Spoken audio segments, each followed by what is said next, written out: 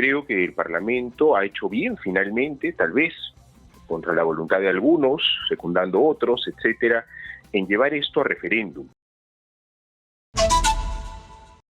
Se aprobó la vuelta a la bicameralidad. Sin embargo, esto tiene que pasar todavía por el referéndum porque no se alcanzaron los votos necesarios. Solamente se obtuvo 71 y se necesitaban 87, que son el requisito elemental para promover modificaciones constitucionales. Sobre este tema vamos a conversar con Eric Urbina, abogado constitucionalista y docente de la Universidad de Lima. ¿Cómo está, doctor Urbina? Bienvenido. Muchas gracias por estar con nosotros. Buenos días. Buenos días, Ángel. Un gusto conversar con usted.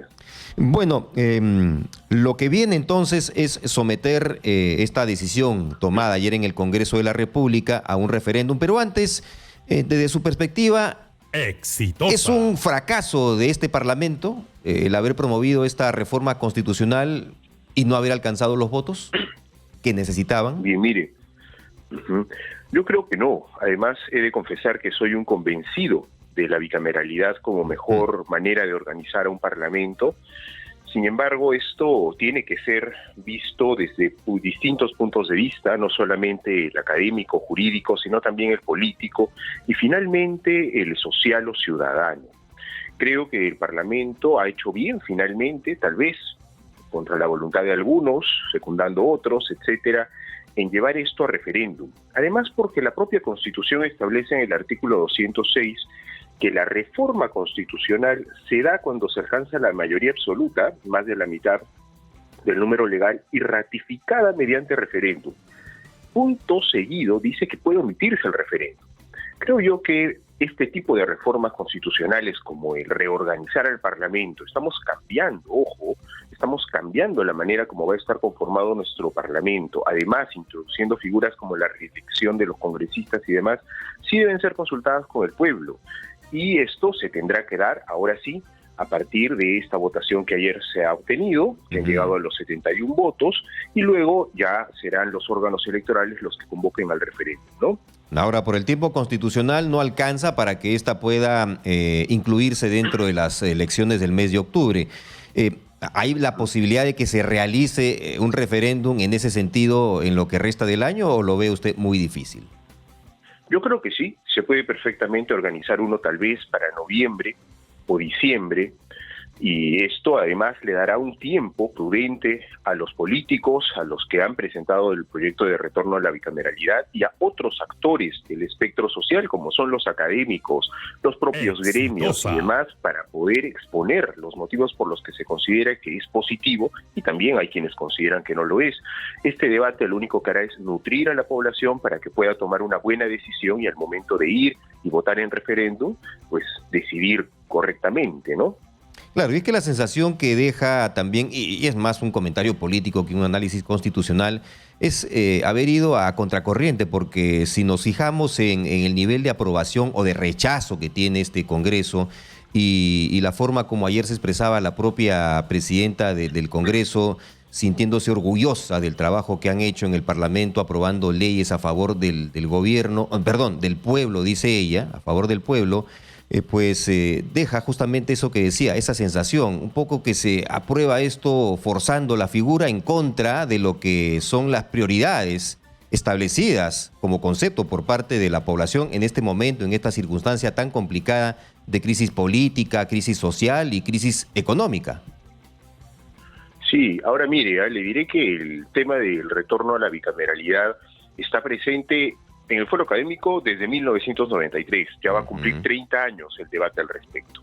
Desde el foro político, desde inicios del siglo XXI, ¿no? Durante el gobierno del señor Fujimori, este era un tema que no se tocaba, se había dado por sentado que era la mejor manera de organizar el Parlamento, pero ya, superada la dictadura del señor Fujimori, esto vuelve al fuero de discusión y hubo parlamentarios, por ejemplo, el señor Valle Riestra, que tuvo como caballito de batalla, como propuesta principal para su campaña parlamentaria, el retorno a la bicameralidad, ¿no? Entonces, ha habido en ello bastante debate. Es cierto que este Parlamento específicamente ha tenido creo yo, un enfoque especial en trabajar este tipo de reformas y otras más que ha venido sacando adelante y que debería completarse con otras reformas pendientes, ¿no? Esto es un parche a mi juicio necesario, que igual tiene que ser ratificado por referéndum, pero necesario, pero hay otros que también deberían discutirse, ¿no? Y que allí habrá que ver cómo avanzamos.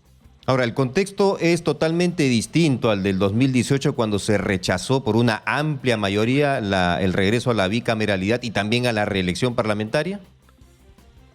Es un contexto distinto, sí.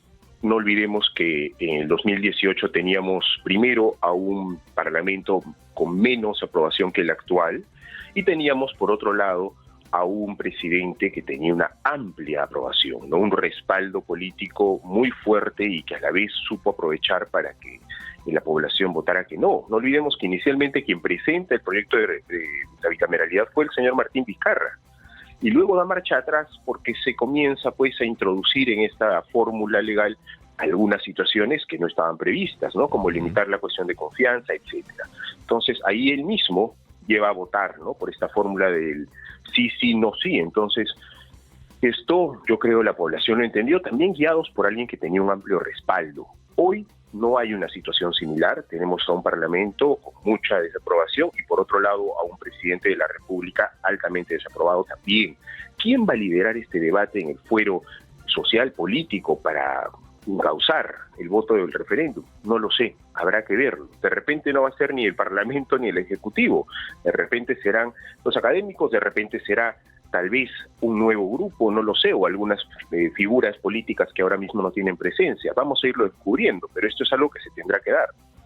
Pero, sin embargo, detalles como por ejemplo el del reclamo el otro día del señor Enrique Wong, y también de otros parlamentarios meses antes señalando de que ganan muy poco, pues no abona en el ánimo del elector o del poblador, ¿no?, peruano para votar de manera favorable a un retorno a la bicameralidad, porque dirán, si ahora con estos parlamentarios que son solamente 130 tenemos estos pequeños detalles, estas muestras, estas expresiones, ¿qué nos espera con casi 200? O serían creo que 190, si no me equivoco, ¿no? Sí, son 190, ¿no? 130 diputados y 90 senadores. Bien, efectivamente, es lo que primero seguramente la población va a pensar. Claro. Pero además habría que hacerle ver otras situaciones, ¿no? Como por ejemplo, que en principio esta nueva composición del Parlamento no va a alterar el presupuesto que tiene actualmente el Poder Legislativo. Bien, por otro lado, hay que hacer ver también la cantidad de normas que han sido aprobadas por un Parlamento unicameral y que luego han tenido un rechazo en el Tribunal Constitucional por ser normas inconstitucionales. Hay que hacer ver también, ¿no?, los propios abusos que cometen los parlamentarios al ser ellos jueces y parte en más de un proceso, y acá al tener dos cámaras existirá una suerte de balance entre ellas mismas. Y esto es algo que se comienza pues a ver y hay que comenzar a discutirlo y difundirlo ampliamente. Ya, pero ahora, igual. Sí, una consulta y disculpe la interrupción. Pero el hecho de que hayan dos cámaras, supuestamente la otra más reflexiva que la primera, es el término que se utiliza, no garantiza que normas aprobadas por el Senado finalmente no sean también observadas eventualmente por el Tribunal Constitucional. ¿Es así? Es cierto, sí es cierto. Sin embargo, si uno acude al análisis comparado, lo que puede ver es que en aquellos países en los que hay un bicameralismo, las normas suelen tener menos observación por parte del Tribunal Constitucional. Porque justamente esta segunda revisión, que además no se da de manera inmediata, permite que exista un pronunciamiento y una corrección por parte de los propios legisladores, tanto en la Cámara de Diputados o de Senadores. Y junto con ello hay no solo una reflexión jurídica, sino además suele haber una crítica social, periodística por parte de los medios que hace también que el propio Parlamento recalcule, ¿no? En este caso es una suerte de única oportunidad u opción que tiene el Congreso de la República y si se equivoca no tiene después manera inmediata de corregir. Es el Poder Ejecutivo el que observa la norma y esto es algo que lo hemos visto continuamente en el caso peruano, ¿no? Un ejecutivo que observa las normas y que además genera en ese interín una gran incertidumbre, porque uno no sabe finalmente si la norma se aprobará o no, y luego incluso el propio Parlamento tiene la opción de aprobar por insistencia una norma. Sí, claro. Entonces, hay acá un desbalance grande, ¿no? Usted recordaba hace un instante, ¿no?, lo que pasó con el anterior referéndum y en el cual pues no se aprobó el retorno a la bicameralidad y también a la reelección parlamentaria porque se estuvieron introduciendo ciertas modificaciones, cambios, bueno, de contrabando es el término utilizado para ese tipo de situaciones, que finalmente determinó que Martín Vizcarra, con un amplio apoyo, que también usted ha recordado, pues le dijera al pueblo votante: señores, no apoyen ustedes la bicameralidad porque está pasando esto. Se le dijo al Congreso, a ese Congreso: reflexionen, modifiquen, cambien, no hagan esto, porque finalmente no se va a aprobar la bicameralidad, cosa que sucedió. Algo similar, me parece, ha sucedido con este Congreso, que ha reculado prácticamente a la última hora con haber introducido este texto sustitutorio en el cual se estaban haciendo ya ciertas modificaciones, algunos recortes de temas que estaban siendo observados. ¿O no lo ve así usted? Sí, es cierto, creo yo que, por ejemplo, figuras como la de introducir al juicio y antejuicio político a los directores, cabezas de los órganos electorales, claro, no era oportuno. Eso merece un debate incluso sobre la figura del antejuicio para ver a quiénes abarca y si es conveniente o no para el país. Pero efectivamente no era pues el tema, ¿no? El tema era el bicameralismo. Así es. Y sobre eso habría que centrarse. Ahora mire, yo he estado buscando desde ayer que se aprobó finalmente esta autógrafa. El proyecto final todavía no está disponible, imagino, porque con tanta ida y vuelta lo están corrigiendo, entonces Oficialía Mayor no emite, por último, el dictamen aprobado, pero hasta donde se ha trascendido, pues hay en principio una corrección en torno a solo regular la bicameralidad, ¿no? Igual habrá que revisarlo. Claro, hay un elemento importante. Sí, diga. Sí.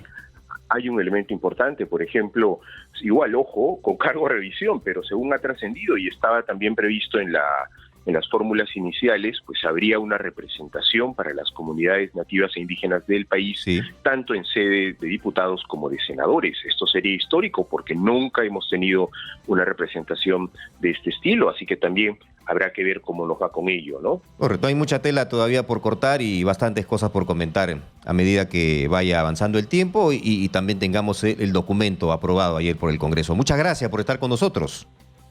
A usted, hasta luego. Muy gentil.